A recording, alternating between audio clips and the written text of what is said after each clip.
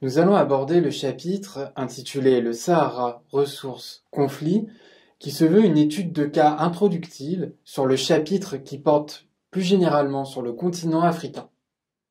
Ce chapitre part du principe que le Sahara reflète en grande partie les difficultés du continent africain dans son ensemble à se développer et à s'intégrer harmonieusement dans la mondialisation.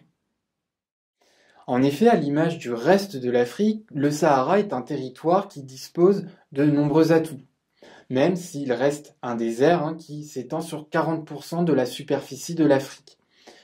Il présente donc de nombreuses contraintes liées à l'aridité, mais il est tout de même peuplé de 10 millions d'habitants, répartis principalement dans des zones d'oasis, comme la vallée du Nil en Égypte ou la boucle du Niger au sud du Sahara.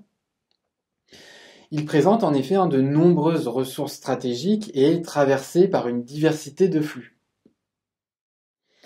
En revanche, et cela toujours à l'image du reste du territoire africain, la mise en valeur du Sahara est handicapée par des tensions, notamment géopolitiques, et des tensions liées à l'appropriation de ces ressources.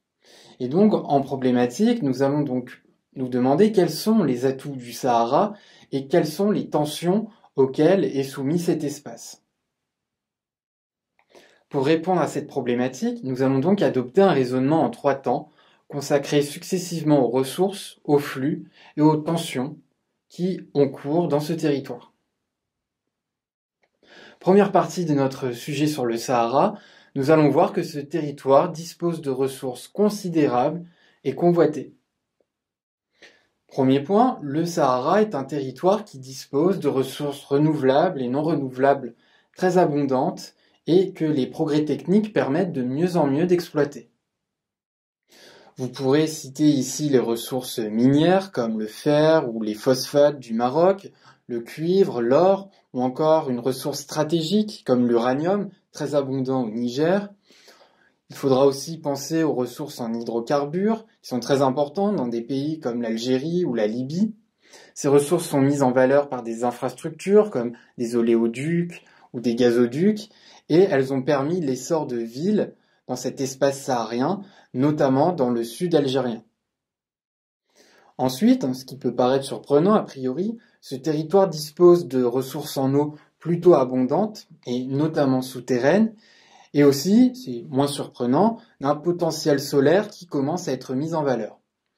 Cependant, l'exploitation de l'ensemble de ces ressources bute encore sur les problèmes des contraintes de ce milieu aride, et surtout, il a pu donner lieu à la naissance d'économies de rente qui ne se sont pas forcément traduites par des dynamiques de développement pour les populations locales.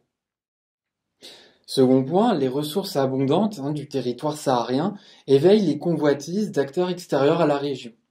Il faut ici développer sur la compétition que se livrent les pays développés et certaines puissances émergentes pour l'appropriation des ressources du Sahara. Ici, vous pourrez développer l'exemple emblématique des ressources en uranium du Niger, une ancienne colonie française, puisque l'exploitation de cette ressource a toujours été exclusivement française. Aujourd'hui, elle intéresse particulièrement la société Areva.